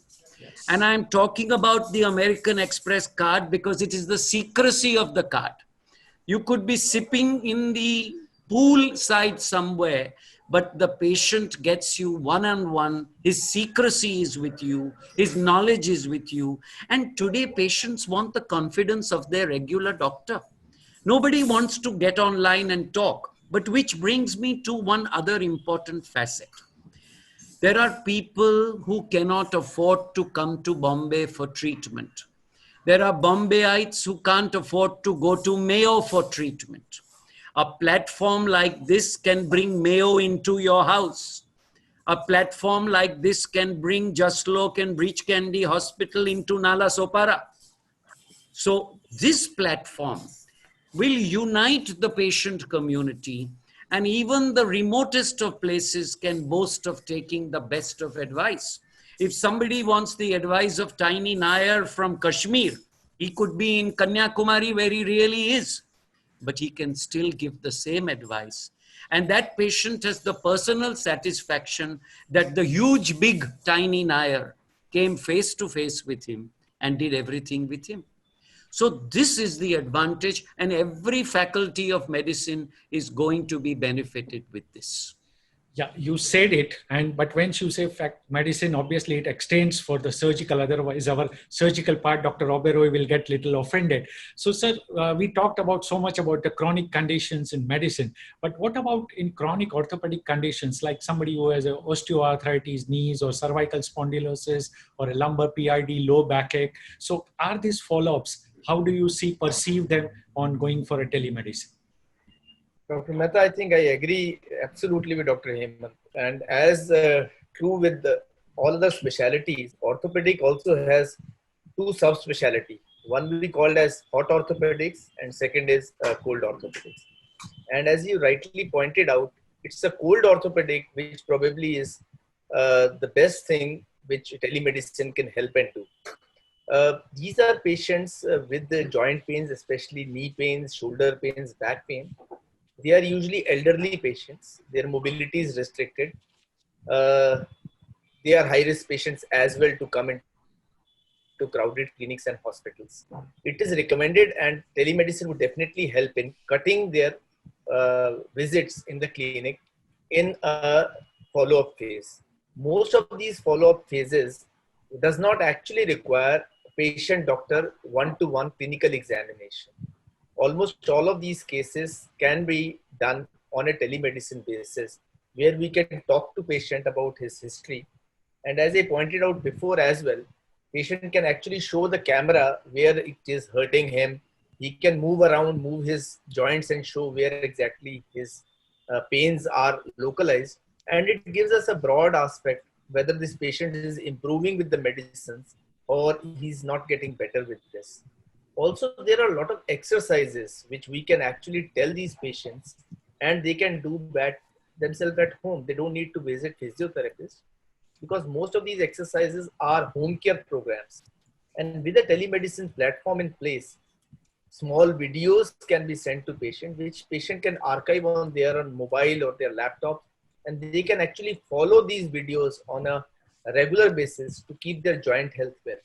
So it has got a tremendous potential for follow-up, for chronic orthopedic care, and for general well-being and fitness of the patients at home, because we don't want them to be exposed to crowded clinics, which is essentially not required.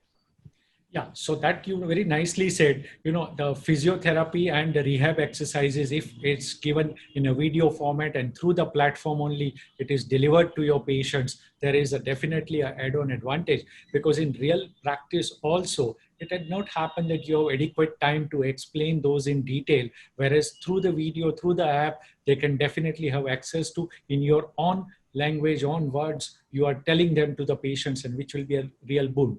Okay, I will come to Dr. Pai. Now about managing the ANC antenatal care practice.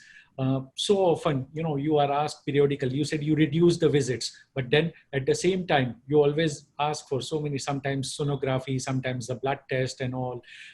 Patients have got, nowadays, we are seeing they are conceiving later. So majority of them are having concomitant comorbidities with somebody with diabetes, with hypertension, anemia. So you think, will that be a role? Because obviously you can't have substitute for a physical examination, but again, in continuity to them, they can avoid subsequent visits by having all this, or, when they are referred to another specialist or consultant, on teleconsultation or a tele platform, you can minimize their contacts coming to the hospital. Your views on that? Yeah, so I would like to first say that before we go there, I feel that at least one examination is very important for us, because we can miss out an ectopic pregnancy, or there can be a cancer of the cervix. So I personally feel that at some point in time, before I prescribe, there should be one at least examination, a per speculum, per vaginal, and an ultrasound. Because with these three examinations, more or less, we can pinpoint the problem. And of course, as I told you, home tests are there, and we can find out whether there's hypertension or diabetes. And these are the common things. If there's a chronic condition, obviously we would can do it on the net through the having a co-consultation with another specialty, and we can test do home testing, and we can actually monitor these morbidities. So this is one area which can be handled. What I also feel is that there are a lot of other chronic conditions. So once one examination is there, for example, there is menstrual disorders, dysmenorrhea, patients are on contraception for a long time, they may have some issues and they may want to consult. Patients who are having menopausal problems and menopausal syndrome. Infertility patients, because infertility, you need, for example, now what I've done in my infertility practice, even the local ultrasound examination, they used to come initially to Lilavati Hospital or a base center. Now we are sending them to the local sonologist. So we have modified all this. And I personally feel that I'm all the time focused on sustainable development goal. And that goal was by 2030 maternal mortality. We had actually brought up maternal mortality down. So by 2030, we want mortality less than 70 per 100,000. And the neonatal mortality less than 12 per 1,000. And I personally feel that with this escalation of telemedicine and entry into multiple homes all over the country, we will be able to achieve our sustainable goal, which is the Sustainable Development Goal as laid down by the World Health Organization. Yeah, so what the Foxy has taken this initiative led by you, and probably the teleconsultation platforms will be definitely helping you in achieving your goals. I'm sure for that. So I will come to Dr. Tiny Nair. Sir, taking a second opinion after a coronary angiography, it's a common norm. It's a fashion. They would come with the CD for that. And I'm sure you must be getting those people coming to you. Now, how comfortable you would be finding, because it's a second opinion, or they just want to know what should be done in this, and they will send you the CD. So now you have that feasibility, as Dr. Thakur had mentioned also, somebody sitting in one part of the country and can sending you for a second opinion, because they know Tiny Nair is a big name, and if they can have an opinion on this after an angio, whether to go for the borderline cases where can either go for if they go to a cardiologist, they will always say plasty. If they go for a surgeon, they would say bypass surgery. And they said, sir, what do you suggest? So how do you see over there, sir? Yes, I think telemedicine is one area which gives us a lot of freedom in areas of second opinion. Somehow in India, the concept of second opinion is always very hush-hush and supposed to be either too bad, and the doctor would get angry if I get a second opinion, as if that the moment the second opinion thing is said, it is thought that the doctor is, you are not believing the doctor, or the doctor is not up to the mark. It's not so. See, when we buy something, right, we surf for hours together in the net, or we go to the mall and check through entire area of available services, right? Why not for your health? So there is a blockage in a coronary artery angiogram, and the doctor has said that you undergo an angioplasty. So it is not wrong for him to ask me that should I go for an angioplasty? And what do? I just ask two things. How is your symptoms? Do you actually get a chest discomfort when you walk? He says no. Are you a diabetic? To account for your absence of symptoms. And third, I would look at the angiogram. And in a digital transfer method, the shifting a digital archive, whatever, angiogram, MR, or CT scan is so easy, or an echocardiogram, right? At the click of a button, I can have a look at the angiogram. And in the privacy between both of us, I can tell him, see, my opinion, you can still follow medical therapy. Okay, which I might have difficulty in telling you, he might have difficulty in asking his doctor, can I go for a second opinion?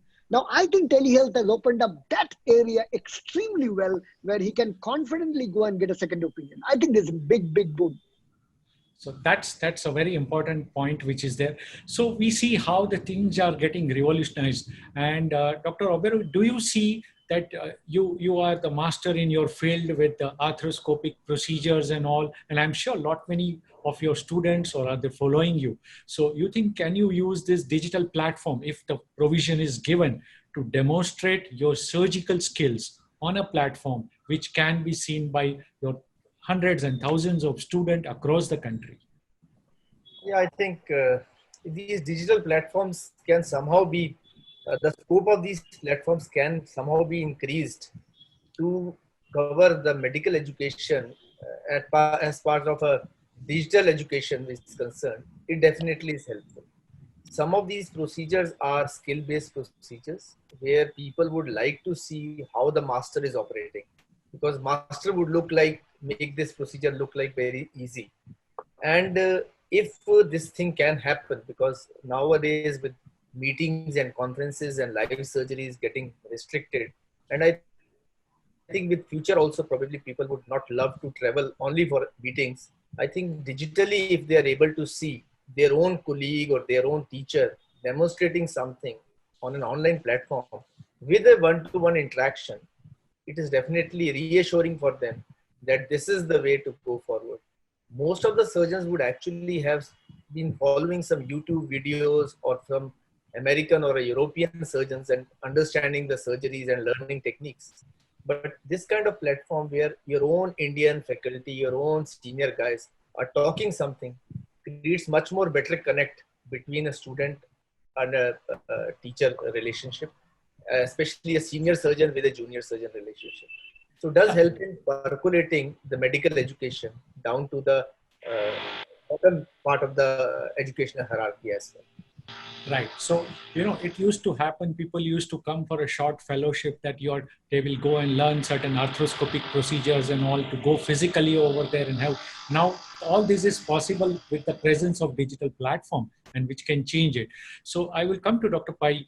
Would you think that over such platforms, interacting with your fellow colleagues and discussing the interesting cases will also be of utility and will be the future? Would you look at it? Yeah, I mean, this, like last 3-4 months have been like a nuclear explosion of webinars.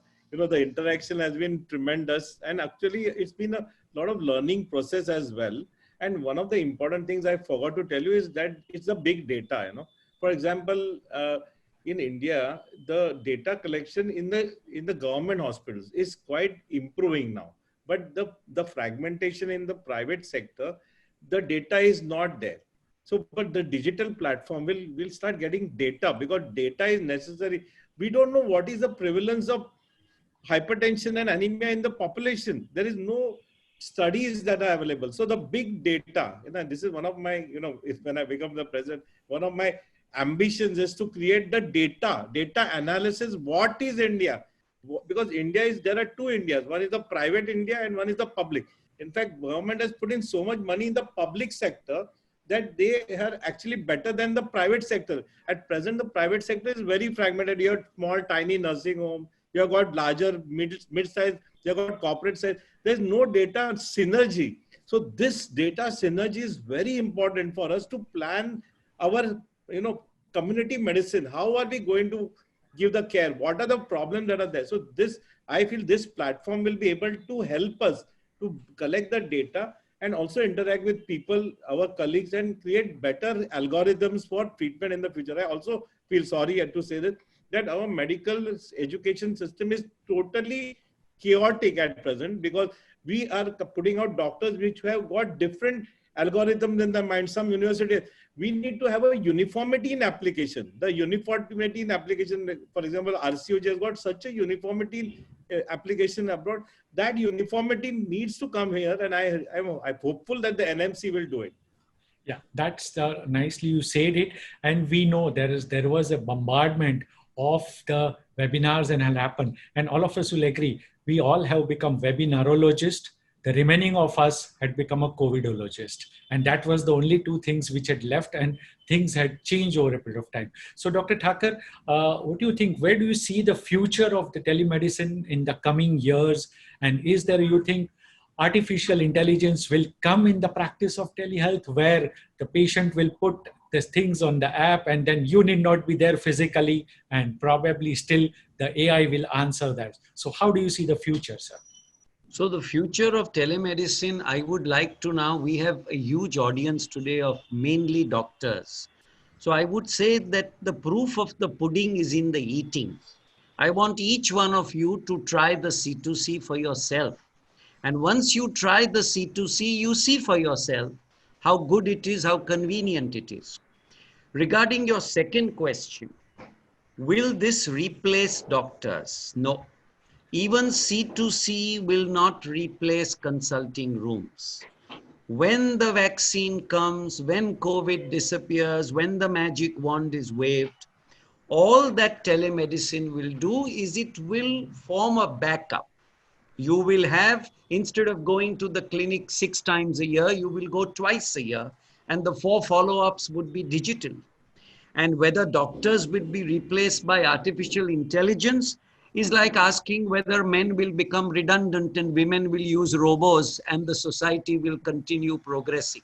Rishikesh Pai can answer that, and the whole world knows that cannot be substituted, because you can't watch cricket by playing on a computer. You still want to go to Dubai and see the IPL, which I want to see at 7:30 today. So as far as I am concerned, proof of the pudding is in the eating. Try it for yourself and take your call. You said it very nicely. So friends, all of you should know now, since the government had made it legalized, in fact, you may be aware that ICMR online prescribing skill courses for Indian medical graduates has been inaugurated recently by none other than Director General Dr. Balaram Bhargava on 17th September. The modules are available online. It's a 40 lectures modules, so which you can go for it. And once you go for and attend it, you will have a full confidence in using the online platform. Now, speaking about the C2C, I would just say I was privileged to be the part of the pilot project which we had started before the launch of this official C2C launch. And I had come across, we had a lot of discussions with the team, the developer team, the backend team, and a lot of modifications which we have made, we have suggested, which they have really incorporated, which has come to a superbly furnished final end product, and which is the brainchild and the thoughts which has been put by so many of us who have been worked as a pilot project for putting this project, which I am sure is going to give a final result. So probably, as Dr. Thakur already mentioned, you need to really use it to see the results of it, and then only you will understand, be it from any case. The C2C is really from case to case. You can have your data, be it your corona to coronaries, be it from cardiologist to covidologist, it is C2C. So from any clinician to any consultant, it is C2C, which can really give us the confidence to see where you can improvise your practice, can help benefit your patients in this difficult time of maintaining the social distancing, at the same time providing them the good quality care. I think we had a fantastic discussion with all eminent faculties with her, Dr. Rishikesh Pai, Dr. LPS Oberoi, Dr. Hemant Thakur, with Dr. Tiny Nair, and my dear friend Shashank, who had to leave because of some other prior commitment. Thank you so much for your so much active contribution and valuable inputs regarding C2C, and over to Isha. Thank you so much. Thank you so very much, Dr. Ketan Mehta. I think nobody could have weaved it all together so very well like you did, making it so interactive. And once again, a big thank you to our panelists. Without your inputs, I don't think going virtual, the future of care and healthy living panel discussion could have been such a fantastic one. So once again, I'd like to take this opportunity and thank our panelists, Dr. IPS Oberoi. I'd also like to thank Dr. Rishikesh Pai, Dr. Tiny Nair, Dr. Hemant Thakur, and of course, Professor Shashank Joshi, who had to leave. But once again, a big thank you to all of you. And like you said, well, it's time for all of us to go digital and make the most of it, at least for the time being. Here's wishing all of you safety and more. And our delegates have all had a chance to learn from our panelists. real-time experiences, and I'm sure you all connect with it so very well since you're all dealing with it day in and day out. But for now, I'd once again like to request all of you to please participate in our opinion poll, because that's how we get to know what the maximum of you are thinking. So up on the screen for you, we have our opinion poll. So let's see, 30 seconds for you to give us the correct answer there. Which feature among the below would you be most interested in beyond consultation on a platform? Would it be option A, a virtual clinic? Option B, medical updates? Option C, would it be patient toolkits? Or would it be option D, all of the above? So like I mentioned earlier, I'd like to request you to please navigate yourself towards the bottom of the screen in your comment to chat box. Please send in your answer, and do remember we have some very, very exciting gifts to give away. In fact, I think now I can almost unveil that we are going to give away some fantastic iPads. So there's a big win for you waiting on the other side. All you have to do is share your opinion with us. Is it option A, B, C, or D? And as we close the poll, I'm going to have the results up for you in the next 10 seconds or so. For which feature among the below would you be most interested in beyond consultation on a platform? Thank you so very much for that. And the maximum of you have selected option D, all of the above, as we thought. So once again, I'd like to thank all those of you who participated. And let's see which one of you is taking that iPad home.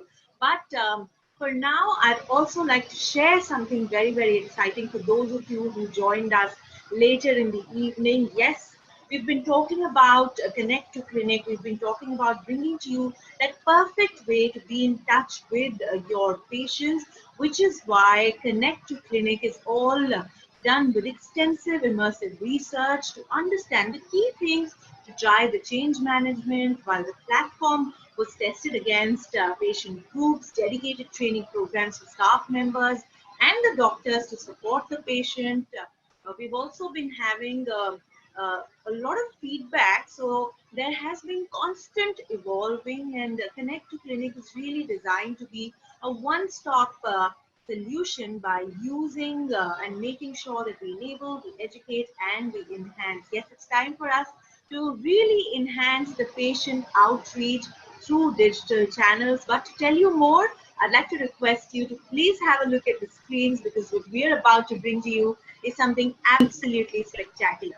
10, 9, 8, 7, 6, 5, 4, 3, 2, 1, 0. COVID-19. It's on every news channel, website, and pair of lips across the globe. COVID-19 is impossible to ignore, and its meant improved health and healthcare infrastructure are now top of priority lists for governments, corporations, and people the world over. The result: acceleration of digital innovations across healthcare so that the suffering should be minimized. Dear Doctor presenting Connect to Clinic, your future-ready virtual practice. It will not just significantly simplify the teleconsulting experience, but also provide easy access to medical content, help in practice management, patient engagement, and much more through this pandemic and beyond. Connect to Clinic, an innovative platform which more inclusive, provides better access and drives health equity in the new normal. You can not only interact with your patients, but also have access to ever-evolving source to dynamic medical updates. Take advantage of inbuilt tools that ease the management of your practice. Connect to Clinic helps you set up a future-ready virtual practice that caters to all your needs and can be customized seamlessly as per your schedule. Welcome on board Connect to Clinic. It's time you experience comprehensive safety and world-class data privacy at every step through an OTP-based secure login, secured and convenient payment options, and speedy disposal of your consultation fee. Highest global standards of privacy. Connect to Clinic is HIPAA compliant data encryption and storage, so your and your patient's data end-to-end encrypted, compliant with telemedicine guidelines of India. and has built-in tools so that you can upload your written prescription or create a digital prescription. With Connect to Clinic, you can share personalized unique link of your own virtual private clinic with your patients. 24/7 technical assistance for you and your patients. Connect to Clinic offers all this and much more at zero subscription fees, zero hidden charges, and zero obligations. We are there with you every step of the way. You will get comprehensive audio-visual guide and live interactions to answer any queries you may have. You can start with Connect to Clinic is just 3 quick step process. First, fill in the sign up form and get your unique practice link. Second, click on the practice link to login and set your availability, slot duration and fee for both regular and follow-up consultations. Finally, share your unique link, but your patients and you're good to go. At Alchem, we understand continued endeavor to help you serve your patients through the ongoing pandemic and beyond. We have exclusively partnered with Connect to Clinic. Welcome to Connect to Clinic Digital Consulting, your simple, secure, and reliable digital partner. Simple, secure, and reliable digital partner is what Connect to Clinic is all about. Yes, Connect to Clinic ensures that you and your patients witness the defining new model in healthcare, where we bring to you the best-in-class services for all medical needs. We at Connect to Clinic truly understand that each patient is different, which is why we have made sure that we personalize care plans that cater to the patients and that help doctors to plan their patients' lives better. So truly the best quality and affordable in healthcare services. I'd like to thank all our delegates for being such an active part and visiting our booth. For all those of you who haven't till now, I'd like to welcome you to join us at the Connect to Clinic booth. And I'm sure that our team there will be more than happy to guide you through our various services. All you have to do to register yourselves today is that you have to go register yourselves at a simple click of a button. So all the best with coming on board with Connect to Clinic. For now, I'd like to request all of you to please be all set for our next segment, where we'd like to present to you our keynote speaker's address on leveraging emerging digital health technologies in India's context. We'd like to extend a very, very warm welcome to none other than Dr. Amrish Mittal, endocrinologist, who's been awarded the highest honor by the Government of India, Padma Bhushan, and he has also been the recipient of Dr. B.C. Roy Award, an expert on the governing board of the National Health Authority of India and the president of AIIMS Gorakhpur. Dr. Mittal was the first DM when it came to endocrinology from the All India Institute of Medical Sciences, the chairman of Endocrinology and Diabetes Division at Medanta, the Medicity, for over a decade. He has been the past editor-in-chief of Indian Journal of Endocrinology and Metabolism, past president for Endocrine Society of India, board for various, member for various foundations. We'd like to request to please address all of you and share his knowledge with us. Hello, everybody. I'm Dr. Amrish Mittal, and I'm today going to be talking a little bit about the future of telemedicine in India and what challenges we have faced. We all have been talking about telemedicine for a long time, but the COVID pandemic, as has already been explained to you by previous speakers, has really sort of exposed us to this and forced us in a way to adopt technologies in a much larger way so that we can connect with our patients and deliver high quality care. Of course, telemedicine is more than that. It is not just direct delivery of patient care. There are many nuances and many aspects to telemedicine, which we'll briefly discuss today. We are talking of telemedicine, and you know very well as healing at a distance.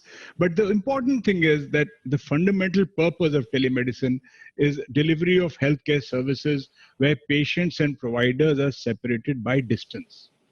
Now, sitting here in Delhi and practicing for so many years, before that, a professor in Lucknow, we get patients from thousands of miles away, not hundreds, thousands of miles away. So there is a huge need, there is a huge gap between patients and doctors, healthcare providers in India.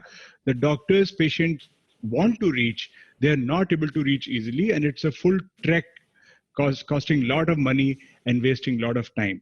So the idea of telemedicine is that in a country like India, where distances are huge and resources are concentrated in certain areas, fortunately or unfortunately, it is very important to have a method by which people can connect with their healthcare provider. This is the very basis of telemedicine. Of course, as I said, there are little aspects that I will cover. This is actually the whole concept in India has gained ground by the success of mobile phones in India. It is said we have more mobile phones than toilets actually, but I think now that may have changed with all the programs for toilet building. But the truth is that mobile phones have invaded all homes in India. And within that, smartphones have also invaded. So the issue is that there is access to technology. It has reached every or most homes in India. It is being used much more than people ever thought it would be. And that gives us a unique tool to connect with people and help them connect with their doctors for better medical care. So, of course, we know this. I'm not going to talk about this, rural versus urban differences, specialist access, distribution of doctors being completely inequitable. You can see that in the COVID pandemic, where all patients or many patients have to rush to larger cities for better care. Of course, access to specialists. And I need not talk about doctor-patient ratio, which is obviously much below global standards in our country. Now, we also know the benefits. We know the access. The first thing is access to your doctor or access to a specialist or a second opinion without moving from your home, right? Obviously, your travel expenses are reduced. It saves you time and bother. You can share records and reports in advance or real time, whatever. And definitely, it reduces risk of infection transmission, which has become the main reason why during this pandemic, we've really adopted telemedicine. The fact that if you come into crowded OPDs or crowded hospitals, you increase your risk of infection. It is very important for us to keep those factors in mind. The pandemic is not going to go away. Other infections are always around. So if we really want to avoid that overcrowding and movement, which is avoidable, then a substantial proportion of patients can benefit simply by connecting through telemedicine facilities, especially in my field of chronic care. To talk of chronic care, it is an ongoing process. It's a patient keeps coming back to you with one thing or the other, with a thyroid value, with the diabetes, HbA1c value. And many times, and it is true, we teach this, many times a specialty like endocrinology is about treating numbers. Not always. There is a big role of physical examination, but there are many patients, especially on follow-up, where we are treating numbers. And why for those numbers do we need to always see the patient? And therefore, if we can avoid that, we are automatically reducing the risk of infection transmission also. Now, there are many types of telemedicine, and most of them I have used, so I will put in my personal vignettes here. One is a real-time telemedicine, which means a good example of that is a real-time video consultation, which most of us are doing these days, which means you book an appointment with a doctor, you send in a request, you complete the formalities, and then at an appointed time, the doctor and patient are on video with each other, whatever platform you use, but they're on video with each other. Now, since the advent of this pandemic, since March, so we started using this reluctantly in April, and by now I personally have done about 2,000 video consults. I was checking yesterday, it is 1,900 something video consults that I have done during this period, in addition to going to the hospital and seeing patients. So we have learned some things about the actual experience and ground reality. This is the real-time video consulting. The asynchronous means that you sent in a request or a query, and the doctor, when he has time, responds to it typically by email, or sometimes he may call you back. But by and large, it means that it is not a fixed appointment. You're sending in a query with your records and your notes, and the doctor is seeing it whenever he or she has time, makes his notes and then sends them back to you. There is the issue of remote monitoring. So as far as asynchronous telemedicine goes, consultation goes, that we have been doing for many, many years. Email, e-consults have been a common thing in my practice for many years, and they partially work. They work for minor queries. I can't say they really work for very complicated cases, but they do work for minor queries. Again, it's a TSH value or a small number or some side effect that you want to share. It's a good way. Then is the concept of remote monitoring. And it is amazing with newer technology that you can, sitting at home, see patients' ECG, you can see their glucose recording, you can see the glucose curve, not just 1 point, but you can see the full tracing of glucose or blood pressure sitting at home. So remote monitoring for those who really need it. And in this day and age when hospital beds in major hospitals can be a real problem because of COVID and other things, non-COVID patients can avail remote monitoring facilities to great benefit. And I think that's really important. That has enhanced the quality of care we can provide, and also involves patient in self-care. And that really helps in chronic care, because if you cannot, it's not like treating typhoid where you go and get a prescription and then 1 week, 10 days, you're fine. It's like lifelong care. Patient empowerment is a critical part of chronic care and lifelong care. So if you want to deliver that, we need to be experts at remote monitoring. And the technology is quite remarkable, with non-invasive remote monitoring now becoming the order of the day. Even in glucose, we talk of time spent in range. We don't talk of fasting PP. We see 24-hour records and say, well, this person has spent 80% of the time glucose. This person has spent 80% of the time in range, which means the glucose values have been in range 80% of the time. Another aspect of telemedicine that we have also been using is health professional to health professional. This is like someone treating, let's say, an internist, a very good internist in a smaller town, treating a patient with a complex specialty problem, endocrine problem, cardiac problem, and he needs the help and support of a specialist in that field. Then there is a way to connect through telemedicine. So it's a doctor-to-doctor telemedicine, which actually is very popular, especially in the West, for second opinion, areas. And even now, if you want to consult someone in larger institutes in the US, you may have to resort to this technology at times. And then, of course, there is a direct-to-patient, which we just talked about, but where you're really giving some simple advice directly to the patient. There are challenges. I have faced challenges, lack of physical examination. And again, pardon me if it sounds narrow, but since diabetes is a prototype sort of disease that should be handled by telemedicine, lack of physical examination. Foot examination is an important part of diabetes.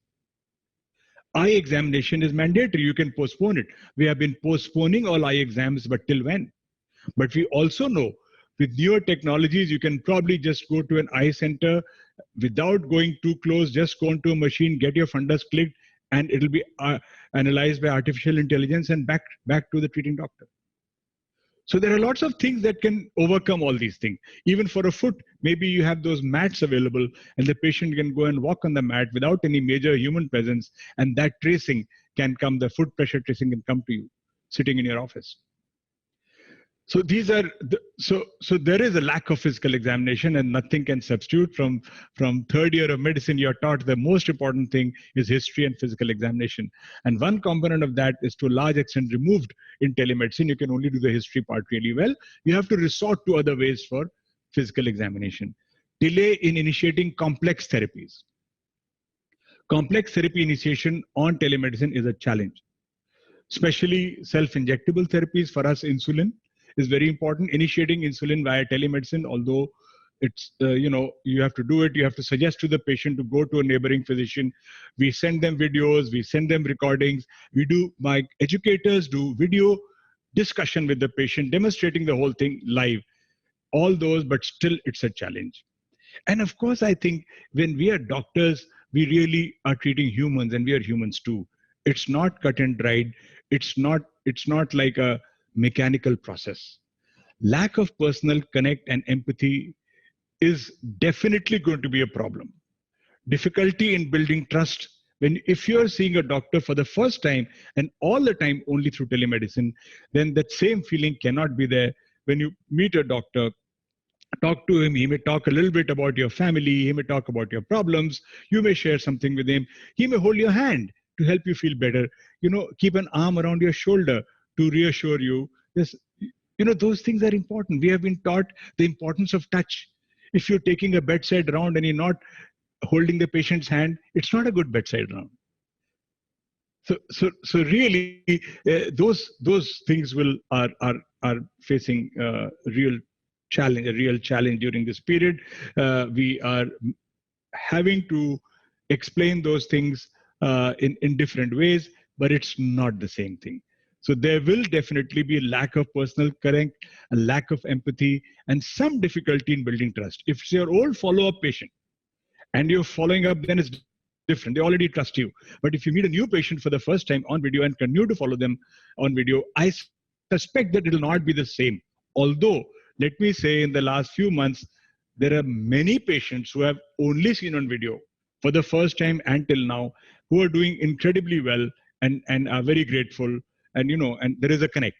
But it is not, everyone keeps saying, okay, doctor, let this be over, then we'll come and chat with you, come and meet you. It's not the same thing, but nevertheless, I think we have to talk in a different way, maybe sometimes with completely focused attention, and help the patient gain our confidence.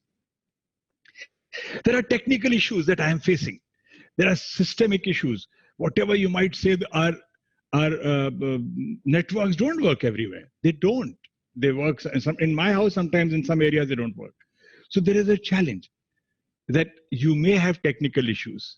That app or whatever you're using may not be easily downloadable by the patient. Then there are individual challenges and technical issues. So many of my patients are older.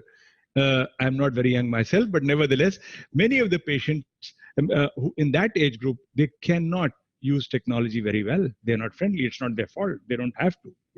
It wasn't a requirement for them. And therefore, I am struggling with patients who don't use technology well, who have hearing issues, older patients. So you have to build a triad. So the son is calling from Pune, the father is in, say, Lucknow, and the doctor is here, and there's a three-way call.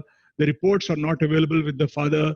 The medicines are not clearly. So it is a challenge. There is a technique. He is used to coming to you with all his papers once in 6 months, all his medicines, putting them on your table. You resolve his issues and send him back. Now, suddenly that has become a challenge. So systemic